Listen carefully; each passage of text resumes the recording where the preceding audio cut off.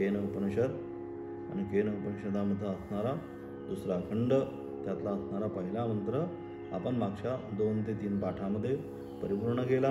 यदि मन्यसे सुवेदे विदभ्रमेवापि नूनं तं वेत्थ ब्रह्मणो रूपं यदस्य त्वं यदस्य देवेश्वतुमीमांसे ते मन्ये विदितं की असं तू म्हणत असशील काय की मी ब्रह्म जाणतो म्हटल्याबरोबर काय आलं, त्या ठिकाणी अहम भावना निर्माण झाली. आणि ज्या ठिकाणी अहम भावना आहे त्या ठिकाणी ब्रह्मप्राप्ती नाही. ब्रह्मप्राप्ती म्हणजे काय? अहमचा असणारा नाश म्हणजेच ब्रह्मप्राप्ती, दुसरं काही नाही. म्हणून बरेच वेळा आपण सांगणं या ठिकाणी झालं, साधना करतो आपण सगळे साधक जे आहेत, साधक साधना करता करता साध्यापर्यंत आपल्याला पोहोचायचं आहे. परंतु साध्य काय आहे? साध्य ब्रह्म आहे. देव पहावयासी गेलो देव होऊन ठेलो. महाराज त्या ठिकाणी म्हणतात आम्ही देव पाहायला आलो, परंतु झालं काय? आम्ही देवच झालो. देव होणं म्हणजे या ठिकाणी काय? त्या अनुषंगाने त्या ब्रह्मपदाला आम्ही प्राप्त करून घेतलं. ब्रह्मपद जर आम्हाला जीवनामध्ये प्राप्त करून घ्यायचं असेल तर मग काय केलं पाहिजे? तर ब्रह्मपद प्राप्तीसाठी त्या व्यतिरिक्त ज्याला मी नामरूपात्मक संज्ञा दिलेली आहे, मला अमुक करायचंय, मला तमुक करायचंय, हे करायचंय, ते करायचंय, हे जे काही ज्याला आम्ही संज्ञा दिलेल्या आहे त्या सर्व संज्ञांचा निराश करणं म्हणजे ही साधना जी आहे. साधना काय करायची हा विषय ज्यावेळेस येतो त्या साधना जे आम्ही करत आहोत ते सगळं सोडून देणं हीच साधना आहे. जोपर्यंत कर्म करत आहोत तोपर्यंत कर्म आणि कर्म सिद्धांताच्या अनुषंगाने काय आहे? कर्म आणि कर्मफळ. कर्मफळ म्हणण्यानं पुन्हा आलं संचित, प्रारब्ध, आगामी. हे जे संपूर्ण चक्र आहे, पुनरपि जननम पुनरपि मरणम पुनरपि जननी जठरेश, हे सगळं जे जन्म आणि मरणाचं जे चक्र आहे, हे जन्म आणि मरणाचं चक्र कशामध्ये बसवलंय? ते जन्म आणि मरणाचं चक्र आहे. त्या ठिकाणी असणारा कर्मसिद्धांत जो आहे, या कर्मसिद्धांताच्या अनुषंगाने कर्मसिद्धांत, त्या कर्मसिद्धांच्या अनुषंगाने सगळं तिथं आरा बसवलेला. आरा इव रथना भाऊ सांगितलं. रथाच्या नाभीमध्ये मुख्य भागामध्ये जशा त्या आरा बसवल्यानंतर ते रथचक्र फिरतं, तसं हा कर्मसिद्धांत जो आहे, हा कर्मसिद्धांत काय? रथाची नाभी आहे. आणि त्याच्यामध्ये काय? या सगळ्या आरा बसवल्या. कोणत्या? संचित, प्रारब्ध, आगामी. संचित, प्रारब्ध, आगामी. हे काय? सगळं रथचक्र जे आहे हे रथाचं असणारं चक्र त्या कर्मसिद्धांतावर फिरत आहे. आणि म्हणून अशा प्रकारे म्हणून त्या ठिकाणी गीतेमध्ये काय सांगितलं? कर्मण्य कर्म यः पश्येत अकर्मणि च कर्म यः स बुद्धिमान सांगितलं. मनुष्येषु सयुक्त कृष्ण कर्मकृत सांगितलं. कर्मामध्ये अकर्म पाहणे आणि अकर्मामध्ये कर्म पाहणे तेच या ठिकाणी सांगितलं. नाहं मन्ये सुवेदेति नो न वेदेति वेद च यो नस्तद्वेद तद्वेद नो न वेदेति वेद च. अगदी तोच असणारा गीतेचा सिद्धांत जसाचा तसा या ठिकाणी उपनिषदामध्ये प्रकट केला की अशा प्रकारे जो कर्मसिद्धांत आहे ते सांगितलं.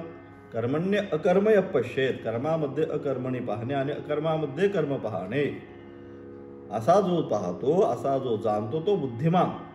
म्हणजे जगतामध्ये ब्रह्म पाहणे ही जी भावना आहे, मी कर्म करतो म्हणून ज्या जगाच्या आपण नादी लागू, मला अमुक करायचंय, मला तमुक करायचं, मला हे करायचंय, ते करायचंय, मग काय झालं? आपण स्वकर्म सूत्रेण ग्रथितो हि लोकः सांगितलं. स्वकर्म सूत्रेण, आपलीच कर्म काय काय? सूत्र म्हणजे असणारा दोरा, ते आपली कर्म काय करतात? स्वकर्म सूत्रेण ग्रथितो हि लोकाः सांगितलं.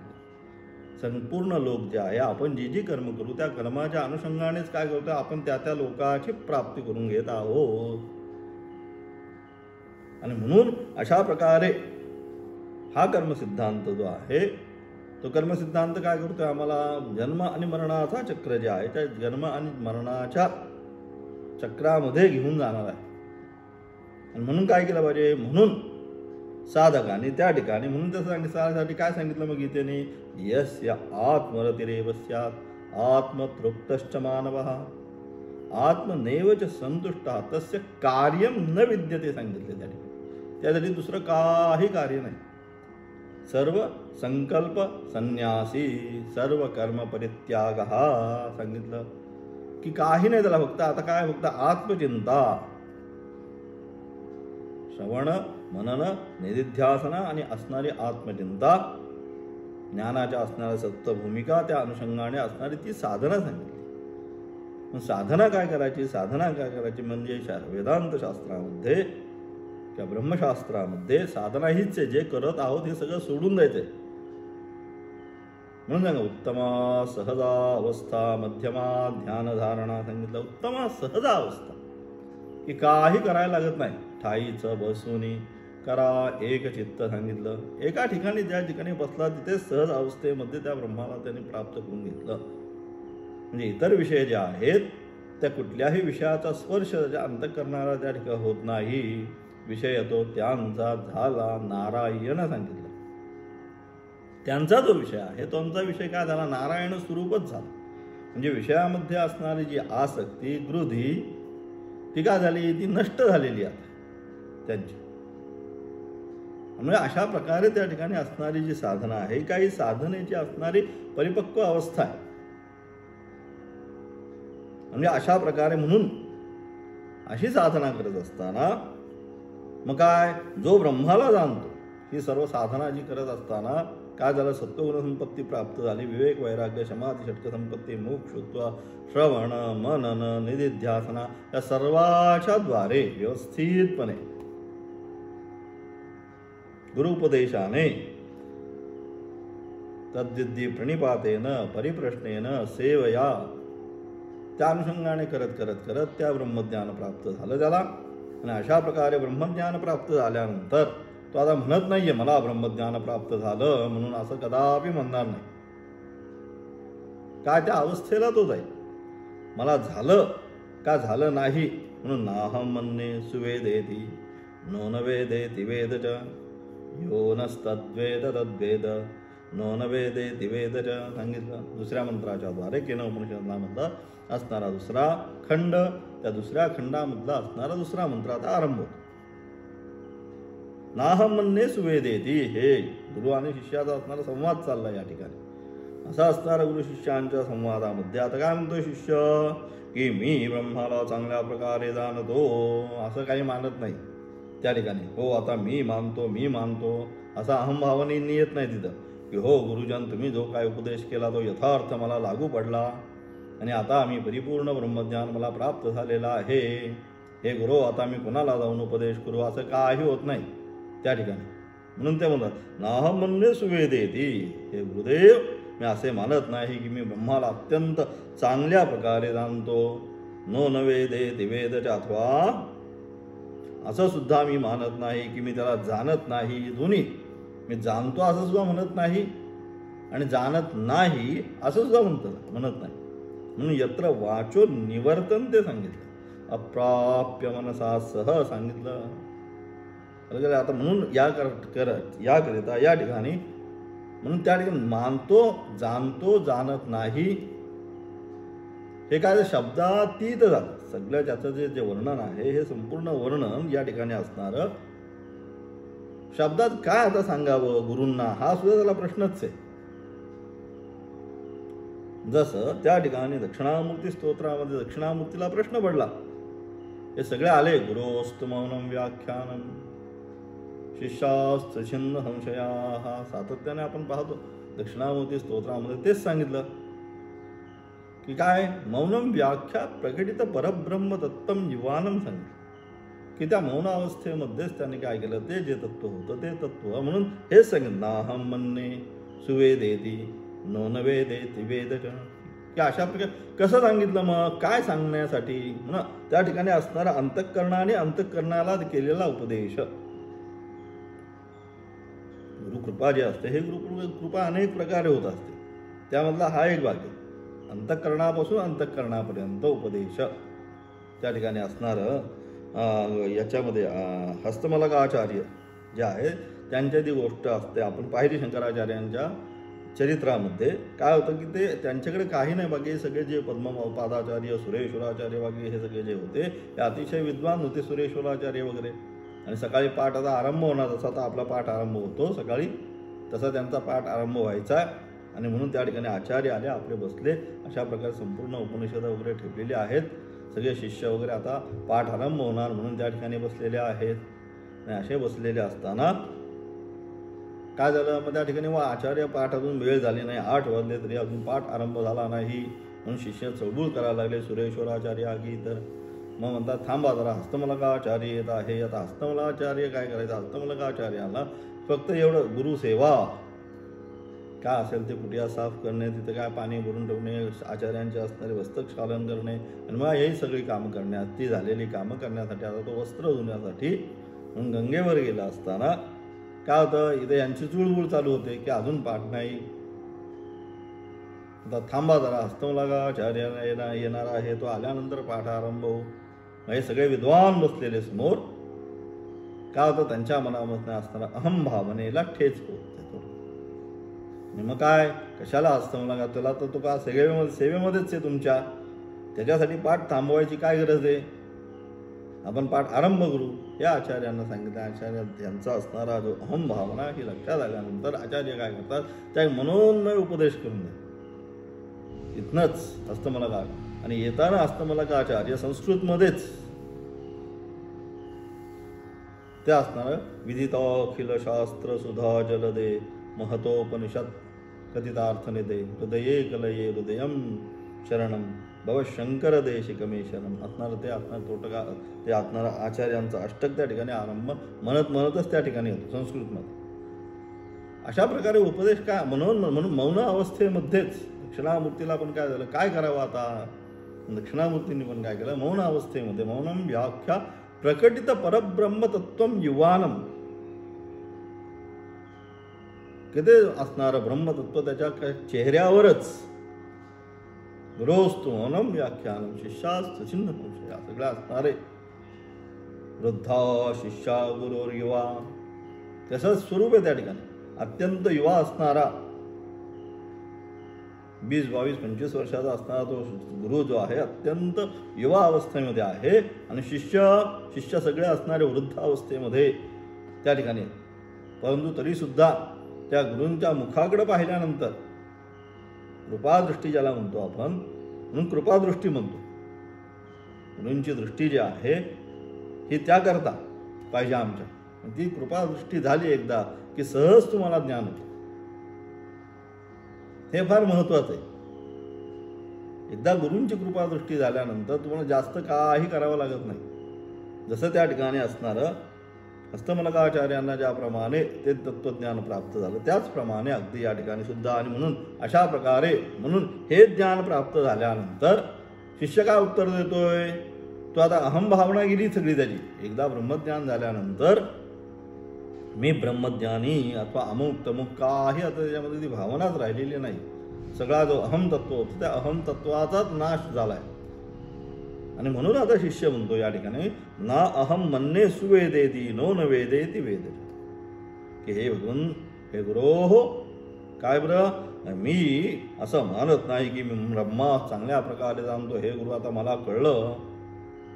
श्वेतकेतूची कथा आता पाहिली सातत्याने आपण, तीच या ठिकाणी त्या अनुषंगाने. अथवा असे सुद्धा मानत नाही की मी त्याला जाणत नाही, मी जाणतो अथवा जाणत नाही. या दोन्ही गोष्टी ज्या आहेत त्या मी तुम्हाला या माझ्याकडनं तुम्हाला सांगू शकत नाही. मी तुम्हाला असं म्हणायला पण येणार नाही, हे गुरुदेव बघा आता तुम्ही सगळं शिकलो, मी या गुरुकुलामध्ये इतक्या वर्ष राहिलो, आता मी सर्व ते ब्रह्मज्ञान प्राप्त करून घेतलं, आता मी ब्रह्मज्ञानी झालो, हे म्हणायची गरज नाही. अथवा मी इतक्या वर्ष राहून सुद्धा मला ते काही अजून ब्रह्मज्ञान प्राप्त झालं नाही, मी आहे तसाच राहिलो दगडच्या दगड, असं पण म्हणायची गरज नाही. नाहम म्हणणे सुवेदेती न वेदेती, काही नाही, शांत तिथं. एकदा ज्ञान झाल्यानंतर मग काल सांगितल्याप्रमाणे काय जे उथळ पाणी असतं ते जास्त आवाज करत चालतं, म्हणजे खोल पाणी असतं ते शांत चाललेलं असतं. आपण कडे म्हणून म्हण आहे मराठीमध्ये एक सुविचार, काय उथळ पाण्याला खळखळाट फार, सारखं खळखळ खळखळ खळखळ वाजत चालत असतं. पुढे जसं जसं जसं ते खाली खाली खोल खोल होत जातं त्या नदीची असणारी खोली, तसं ते पाणी काय अतिशय शांत होत चालतं. गंगेच्या किनाऱ्याला तुम्ही सप्त सरोवर रोडला जर गेलात मोठं पात्र आणि खोल पात्र आहे, एवढी मोठी गंगा तिथं वाहत असते, एवढीसा सुद्धा आवाज तिथनं येत नाही, शांतपणे आपली चाललेली असते.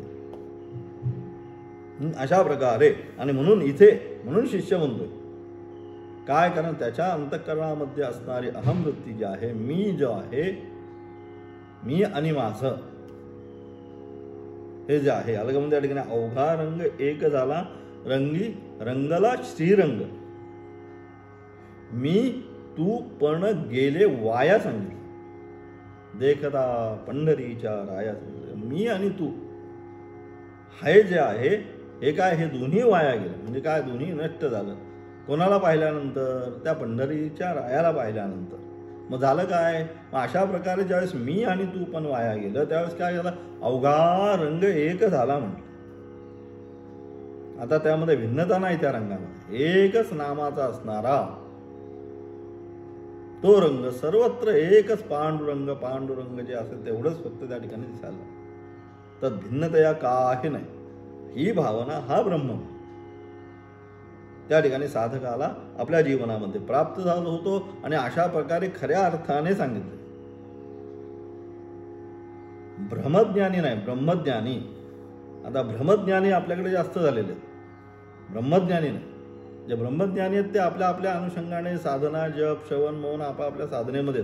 पण ब्रह्मज्ञानी आता काय झालं, ब्रह्मज्ञानी म्हणजे मग फक्त भ्रम झालाय त्यांना, आम्हाला सगळं कळायला लागलं. स्वयं धीरा पंडितम मन्यमाना, शास्त्र त्याला सांगतं. त्यांनीच त्यांच्या उपाध्या लावून घेतला, आम्ही धीर, आम्ही पंडित. कुणी लावायची गरज नाही, त्यांनी स्वयं धीरा पंडितम मन्यमाना हे त्या ठिकाणी शास्त्र पुढे जाऊन उपनिषदांमध्ये सांगतं. पण ते काही, ती जी आहे स्वयं धीरा पंडितम मन्यमाना, हा ही वृत्ती जी आहे ही काही कामाची नाही. वृत्ती कशी पाहिजे, नाहम मन्ये सुवेदेती नो न वेदेति वेदच, आपल्या अशा प्रकारे वृत्ती पाहिजे या ठिकाणी, की मी ब्रह्म जाणतो असं पण म्हणू शकत नाही, अथवा जाणत नाही असं सुद्धा म्हणत नाही. यो नस्तद्वेद तद्वेद नो न वेदेति वेदच, की अशा प्रकारे म्हणून मी त्याला जाणतो पण नाही, अथवा नाही पण जाणतो, दोन्ही. मी त्याला जाणतो असं पण म्हणू शकत नाही आणि जाणत नाही असं सुद्धा म्हणू शकत नाही. आणि म्हणून आम्हा शिष्यांमध्ये अशा प्रकारे जो जाणतो तोच खरा जाणतो. म्हणजे अशा प्रकारे जो त्या ब्रह्मतत्वाला जाणतो यथार्थ स्वरूपाने जाणल्यानंतर पुन्हा, म्हणून त्या ठिकाणी उपनिषदामध्ये कुठं कथा येतात की पहिल्यांदा जातो. आता इंद्रसुद्धा त्या ठिकाणी काय सांगितलं, 4 वेळा उपदेश त्या ठिकाणी सांगितला त्याला.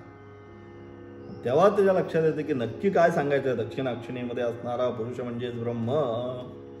विरोचन तर गेला त्या ठिकाणी, त्याला काय दिसलं, दक्षिणा असणारा पुरुष म्हणजे मी स्वतःच दिसलं. म्हणजे काय, मीच ब्रह्म म्हणून गेला.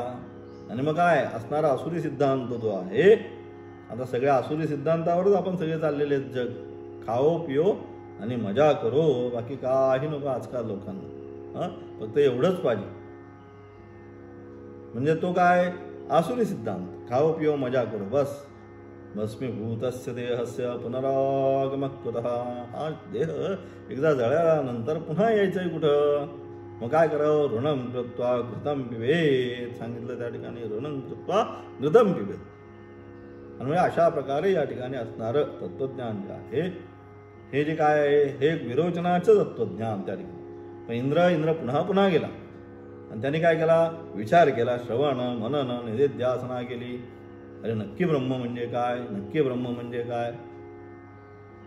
आणि मग अशा प्रकारे यथार्थ कळल्यानंतर मग पुन्हा उपदेश घेण्यासाठी त्या ठिकाणी येत नाही. शिष्य सुद्धा त्या ठिकाणी यथार्थ ज्ञान झाल्यानंतर पुन्हा नाही. मग काय, मग तो भाव जातो, गुरु नैव शिष्य. हा मग गुरु नाही शिष्य नाही, काय सगळंच एकच होऊन जातं. अन्य वस्तूच्या अभावात सांगितलं शास्त्राने, दुसरी वस्तूच त्या ठिकाणी नसेल. म्हणून त्या ठिकाणी आत्मषटकनं लिहिण्याची वेळ आली. काय, मनोबुद्धी चित्त अहंकारणाहम न च श्रोत्र दिव्ये न च घ्राण नेत्रे न च व्योम भूमिर्न तेजो न वायु चिदानंद रूप शिवोहम. सच्चिदानंद असणारं ते शिवतत्व हेच मी हे मन बुद्धी चित्त अहंकार जे मी काय म्हणतोय, मी हे ते मी काहीच नाही. न च श्रोत्रदिव्ये न च घ्राणनेत्रे न च व्योम भूमिरी पंचतत्व पंच ज्ञानेंद्रिय पंच कर्मेंद्रिय अंतःकरण चतुष्ट हे काही जे मी म्हणतोय मी आहे हे वास्तविक स्वरूपाने मी काही नाही. मग मी कोण? चिदानंद रूप शिवोहम. शिवम सच्चिदानंद असणार ते शिवतत्व जे आहे, ब्रह्मतत्व जे आहे, ते सच्चिदानंद स्वरूप असणारं ब्रह्मतत्व मी आहे. आम्हा शिष्यांमध्ये अशा प्रकारे जो जाणतो तोच, आणि म्हणून अशा प्रकारे वास्तविक स्वरूपाने जो ते तत्व जाणतो अशा प्रकारे ते ब्रह्मतत्व आहे. ते कसं सच्चित आनंद स्वरूप आहे. अशा प्रकारे यथार्थ स्वरूपाने जो जाणतो, कुठल्याही प्रकारचा मनामध्ये ज्याच्या अहंकार राहत नाही, पूर्ण अहंकाराचा नाश केल्यानंतर जे तत्व राहतं ते तत्व जो जाणतो तो वास्तविक त्या ब्रह्मज्ञानाला जाणतो. अशा प्रकारे या ठिकाणी सांगून त्याचा असणारं आचार्यांचं असणारं भाष्य आरंभ या ठिकाणी करणार आहोत. आचार्य काय म्हणतात आता पाहू याच्यावर असणारं भाष्य.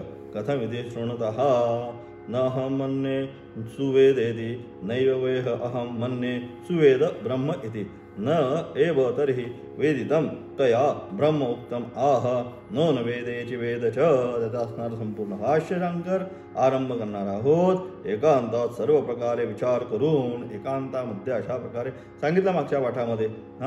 तो काय झाला आता शिष्य मागच्या पाठामध्ये तर्क श्रुती अनुकूल मननाने आणि स्वअनुभवाने ब्रह्मस्वरूपाचा निश्चय करून आचार्यांच्या जवळ आला. आचार्यांनी त्याला परीक्षा घेतली, नक्की काय ब्रह्म म्हणजे, ते सगळे प्रश्न विचारले आणि अशा प्रकारे सगळ्या त्या प्रश्नांची उत्तरं सांगितल्यानंतर त्याला आचार्य म्हणले पुन्हा जाता जा आणि थोडा श्रवण मन निध्यासन पुन्हा करून ये. आणि अशा प्रकारे तो पुन्हा गेला त्या ठिकाणी तप करण्यासाठी. म्हणून तपसा ब्रह्म विजिज्ञासस्व तपो ब्रह्मेती सतपोदप्यत सतपस्तप्त्वा सांगितलं. तपो ब्रह्मेती विजा, तपाच्या द्वारे, सहज नाही. याच्यासाठी संपूर्ण जे आहे संपूर्ण जीवन तप आहे. हे तप झाल्याशिवाय हे ब्रह्मज्ञानाची प्राप्ती नाही. आणि म्हणून अशा प्रकारे त्या सगळ्या श्रुती अनुकूल मननाने, मला वाटतं म्हणून नाही, जे काय पाहिजे ते श्रुती अनुकूल पाहिजे, शास्त्राच्या अनुकूल. तस्मात शास्त्रम प्रमाणून ते सांगितलं, शास्त्र प्रमाण सगळ्याला पाहिजे. आणि म्हणून अशा प्रकारे स्वानुभवाने ब्रह्मस्वरूपाचा निश्चय करून आचार्यांच्या जवळ आला आणि आता मला ब्रह्म समजले असे बोलला. त्या मागच्या मंत्राच्या द्वारे शेवटी तो गेला आणि ते सगळी साधनं सिद्ध झाल्यानंतर त्या ठिकाणी आचार्यांकडे आला. आणि आता आचार्यांना पुन्हा म्हणतोय हा दुसरा असणारा मंत्र, न अहं मन्ये सुवेदेति नो न वेदेति वेद च यो नस्तद्वेद वेद नो न वेदेति वेद. अशा प्रकारे त्याची व्याख्या केली. आणि आता त्याचं असणारं भाष्य म्हणतात. कथम इति शृणुतः, काय म्हणतात, एकांतात सर्व प्रकारे विचार करून. अशा प्रकारे जो शिष्य होता तो एकांते सुखमाप्स्यताम सांगितलं. एकांत वासामध्ये जायचं. त्यानंतर एकांते सुखमाप्स्यताम, तुका म्हणणे आम्हा एकांताचा वास सांगितला. अशा प्रकारे म्हणून काय सांगितलं, तिथं सुद्धा असणारी जी साधना पंचकमध्ये पण काय सांगितलं, त्या ठिकाणी एकांते सुखमाप्स्यताम परतरा चेतस समाधीयताम सांगितलं. एकांत अशा प्रकारे हा शिष्य एकांत सगळं श्रवण मनन झाल्यानंतर काय करायचं, एकांत वासामध्ये विचाटनादी करून जे गुरूंनी शिकवलेलं आहे त्या तत्वाचा आता चिंतन करून स्थानोनिखन न्यायाने त्या दृढ करण्याचा या ठिकाणी आता प्रयत्न करायचा. आणि म्हणून अशा प्रकारे प्रयत्न केल्यानंतर काय झालं, मग एकांतात सर्व प्रकारे विचार करून संशय विपर्यरहित असा जो स्वानुभव आला. आता काय झालं, शिष्याला स्वानुभव आला.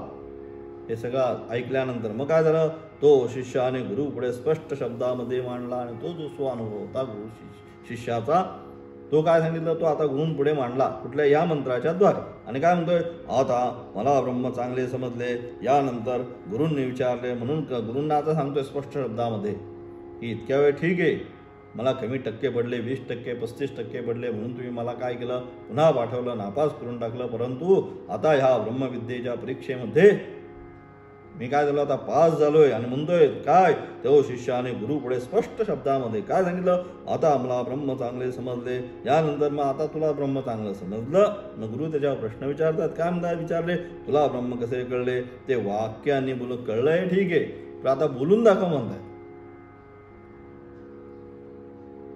तू म्हणतोयस मला ब्रह्म चांगले कळले, परंतु आता जे काय तुला कळलं परीक्षा आता बरोबर ना, मग शेवटी परीक्षा झाल्यानंतर काय म्हणतो आपण, आता सांगा त्याचं विवेचन करा, ह्या मंत्राचा अर्थ काय होईल. तसं गुरु आता त्याला म्हणताय, तुला तू म्हणतोयस ना मला आता ब्रह्म सुंदरपैकी कळालं, मग त्या सुंदर जे काय ब्रह्म कळालं ते काय कर, या ठिकाणी तुला ब्रह्म कसे कळाले ते वाक्यांनी बोलून दाखव. त्यावेळी शिष्य म्हणतो, मग अशा प्रकारे गुरूंनी ज्यावेळेस उपदेश केला त्यावेळेस तो शिष्य म्हणतो का, मी ब्रह्म कोणत्या प्रकारे जाणले ते सांगतो, आपण ते ऐका. मी कशा प्रकारे ब्रह्म जाणलं ते तुम्ही आता हे गुरु हो ते आता ऐका. मग काय, नाहम म्हणणे सुवेदेती, आता उत्तर दिलंय, आलं का, दुसरं काही नाही. आता तेवढ्या एका वाक्यामध्येच सगळं काय होतं त्याला कळालं, ते सगळं एवढ्या एकाच पदामध्ये त्याने सांगून टाकलं. न हम म्हणणे सुवेदेती, मी असं जाणत नाही की मला ते कळलं, बस विषय संपला. त्याच्यावरनं आता काय त्याला म्हणतात, गुरूंनी आता म्हणून सूत्रात्मक म्हणून सूत्र सांगितलं. सूत्रामध्ये काय विस्तारशः त्या वाक्य तो जो सिद्धांत आहे त्या सिद्धांता विस्तारतः सांगण्यासाठी त्या ठिकाणी सूत्र सांगितले, ब्रह्मसूत्र. म्हणजे इतर जे काय नारद भक्ती सूत्र, त्या सूत्रांच्या द्वारे त्यांची असणारी मनातली कल्पना त्या ठिकाणी परिपूर्ण अवस्थेमध्ये सांगण्याचा प्रयत्न केला. तेवढं एक सूत्राच्या अनुषंगाने आता तो ब्रह्म जिज्ञासा, ज्याला आता ब्रह्माची जिज्ञासा करायची असेल त्यांनी त्याच्यासाठी अशा प्रकारे. आणि म्हणून या ठिकाणी आता तो काय म्हणतो, मी तुम्हाला सांगतो की मला ब्रह्म कसं कळलं. मग कसं कळालं, नाहम म्हणणे सुवेदेती, कसं प्रश्न आणि उत्तर आहे. आता शिष्यांनीच गुरूंना वेगळ्या प्रकारे सांगण्याचा प्रयत्न केला. नाहम मला ते कळलं, असं मी काही जाणत नाही. मग आता हे उत्तर आल्यानंतर आता गुरु काय म्हणतात, पाहू, मला ब्रह्म उत्तम जाणले असे म्हणत नाही. गुरु म्हणतात, मग तुला ब्रह्म कळलेच नाही. मग तुला जर ब्रह्म कळले नाही, तुझं म्हणतो नाहम म्हणणे सुवेदेती, मला ब्रह्म कळले नाही, तर मग गुरु म्हणतात, मग तुला ब्रह्म कळलेच नाही. कारण व्यवहारात एखाद्या मनुष्यास कोणत्याही विषयाचा चांगला बोध झाला म्हणजे तो काय म्हणतो, मला तो विषय उत्तम समजला. एखाद्या वेळेस आपण व्यवहारामध्ये काय पाहतो, व्यवहारामध्ये एखाद्या गोष्टीचे आपल्याला लक्षात आलं, विषय चांगला समजल्यानंतरच तो म्हणतो. कुठला असेल विषय, काही आपण समजा घरामध्ये वस्तू आणतो, हे आणतो, ते आणतो, फ्रीज आणतो, वॉशिंग मशीन आणतो, मग काय तो डेमो देण्यासाठी तो माणूस येतो, मग तो सगळं सांगतो, हे बटन असं दाबायचं, ते बटन तसं दाबायचं, हे झाल्यानंतर ड्रेन होईल, ते झाल्यानंतर हे गरम होईल पाणी, हे झाल्यानंतर इतका वेळ लागेल, ते सगळं तो सांगितल्यानंतर आपण म्हणतो मला ते कळलं. बरोबर, म्हणजे व्यवहारामध्ये एखादी गोष्ट जाणल्यानंतर ते सांगितलं की काय, कारण व्यवहारामध्ये एखाद्या मनुष्यास कोणत्याही विषयाचा चांगला बोध झाल्याशिवाय तो म्हणतो मला तो विषय उत्तम समजला, म्हणून तुला तुझ्या वाक्यावरूनच अद्याप ब्रह्म कळले नाही. आलं का लक्षात. म्हणजे व्यावहारिक अनुषंगाने तू जे म्हणतोय नाहम म्हणणे सुवेदेती म्हणतोयस, त्यावरनं तुला खरोखरच ब्रह्म कळलंय का. तर तू म्हणतोय नाहम म्हणणे सुवेदेती म्हणजे तुला ब्रह्मज्ञान अजून प्राप्त झालेलं नाही. त्याच्यावर शिष्य म्हणतोय, काय म्हणतोय शिष्य, तसं नाही गुरु महाराज, मी ब्रह्म कसे जाणले ते वाक्याने अभिव्यक्त करतो. थांबा जरा, मी जे तसं नाही मला म्हणायचं, नाहम म्हणणे सुवेदेती असं मला म्हणायचं नाही, पण त्याचा असणारा जो अर्थ आहे, चिदार्थ जो आहे तो मग ते अर्थ मी तुम्हाला सांगतो. काय त्याचा असणारा मी ब्रह्म कसे जाणले ते वाक्यांनी अभिव्यक्त करतो. नो न वेदेति वेदच, म्हणजे काय, आचार्यांनी पूर्वी शिष्यात ज्या महावाक्यांनी, म्हणजे आचार्यांनी पहिल्यांदाच सांगितलं, काय सांगितलं, पूर्व मंत्रामध्ये काय सांगितले, अन्य देवदत्त विदितार्थो अविदिता विधी, विदित आणि अविदिताच्याही पलीकडे येते. हा उपदेश कोणी केलाय, हा तुम्हीच उपदेश केलाय की ते ब्रह्मज्ञान विदित अविदित या दोघांच्याही पलीकडे आहे, असा उपदेश तुम्हीच केला. म्हणजे जाणणं आणि अजाणण्याच्याही पलीकडे तो विषय आहे, हा उपदेश तुम्हीच केला. आणि मी तुम्हाला आता सांगतोय की मी ते जाणतो असं नाही, तर तुम्ही मला म्हणतात तुला काही कळलं नाही. हे कसं काय बरं गुरुदेव. म्हणून शिष्य त्या ठिकाणी म्हणतोय, आचार्यांनी पूर्वी शिष्यांना ज्या महावाक्यांचा उपदेश केला, पूर्वी आलंय काय आलंय, अन्य देवदत्त विदितातो अविदितादधी, हे पूर्वीच सांगितले ते विदित आणि अविदिताच्याही पलीकडे आहे. मग तेच मी तुम्हाला सांगतोय, नाहम म्हणणे सुवेदेती नो न वेदेति वेदच. जे तुम्ही मला सांगितला, जो तुम्ही मला उपदेश केला, तो वाक्यांतराने तोच उपदेश मी तुम्हाला सांगतोय. मी ते जाणलं असं मी तुम्हाला म्हणू शकत नाही. ते जाणणे आणि अजाणण्याच्याही पलीकडे ते आहे, तेच मी तुम्हाला सांगण्याचा प्रयत्न करतोय. तुम्ही जे मला सांगितलं तेच म्हणतोय. म्हणून म्हणजे महावाक्यांनी म्हणजे अन्य देवदत्त विदितातो अविदिताती या वाक्यांनी जो तात्पर्यबोध केला, तोच बोध शिष्याने दुसऱ्या वाक्यांनी अभिव्यक्त केला.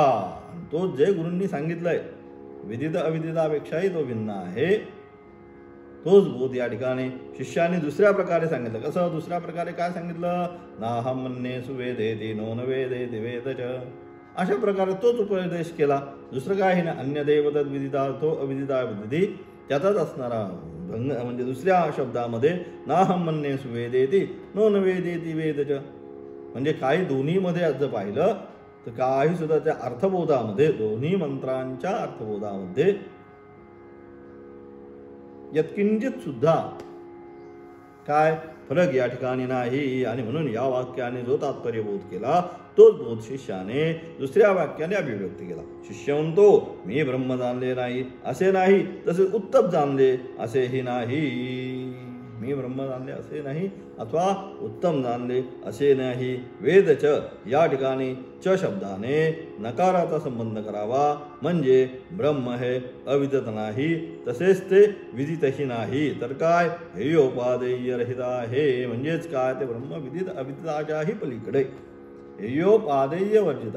हेयोपादेय वर्जित म्हणजे काय? तर ग्रहण करू शकत नाही अथवा त्याचा त्याग सुद्धा करू शकत. ग्रहण करण्यासाठी ते पूर्वी स्थित आहे. आत्मा जो आहे हे आत्मतत्व इथेच आहे, ते कुठे गेलंच नाही. म्हणजे ग्रहण करण्याच्या अगोदर ते तिथेच आहे. आणि त्याग करावा म्हणावं तर त्याग सुद्धा करू शकत नाही. त्याने विना आपण काहीच करू शकत नाही. म्हणून हेयोपादेय त्याचा ग्रहण अथवा त्याग काहीच करू शकत नाही त्या ब्रह्माचं. आणि म्हणून तर ते हेयोपादेय रहित म्हणजे ते कसं आहे? स्वयंप्रकाश निर्दुःख नित्यचित सुखस्वरूप असे आहे. ते माझे स्वरूप आहे. अशा निर्विषय रूपाने लक्षणावृत्तीने मला ते समजले. ते कशा प्रकारचं आहे? तर अशा प्रकारे येते. कशा प्रकारे येते? हेयोपादेय रहित स्वयंप्रकाशमान तस्य भासा सर्वमिदं विभाती. त्याच्या प्रकाशाने हे सर्व जे काय मला भासतंय किंवा मी जे काय प्रकाश पाहतोय, ऐकतोय, जाणतोय, कोणाच्या प्रकाशामुळे? तस्य भासा सर्वमिदं विभाती. त्याच्या प्रकाशामुळेच हे सगळं. म्हणजेच काय? ते जे आहे ते स्वयंप्रकाशमान. तर दुसऱ्याचा प्रकाश त्याला नाही गरज. म्हणून सांगितलं अग्नी प्रज्वलित झाल्यानंतर त्या ठिकाणी तो अग्नी कसा प्रज्वलित झाला हे पाहण्याकरता जसं आपण बॅटरी वगैरे काय दुसरी साधनं आणत नाही, त्याचा अग्नी प्रज्वलित झाला म्हणून त्या ठिकाणी आले बॅटरी घेऊन पाहू कसा अग्नी प्रज्वलित झाला. हे जसं काय मूर्खाचं ज्ञान आहे, मूर्खपणाचं आहे, तसंच आहे. स्वयंप्रकाशमान जी ज्योती आहे, सूर्य उगवला आता पाहून येतो, दुसरे काहीतरी घेतो आतनं बॅटरी घेऊन बघतो कुठे आलाय सूर्य. सूर्य उगवला म्हणजेच प्रकाश झाला.